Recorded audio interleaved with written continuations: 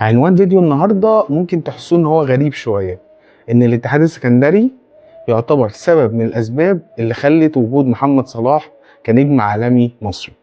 هتقولي يا عم ازاي؟ انت بتتكلم في ايه؟ اتحاد سكندري؟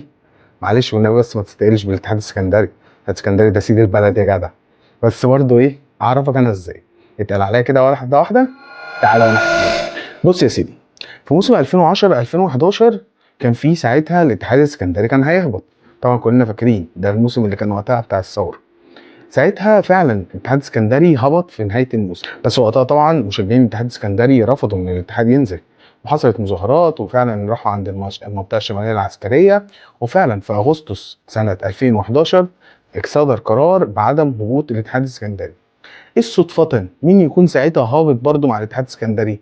يكون ساعتها اللي هابط معاه نادي المقاولين. مين اللي بيلعب في نادي المقاولين؟ محمد صلاح. ساعتها كان على فكرة بدأ يتشاف كده شوية، وعارفين قصته وقتها ان هو كان هيروح الزمالك والكلام دوت، بس ما حصلش ساعتها نصيب، وفعلا كان هينزل مع الاتحاد السكندري درجة تانية.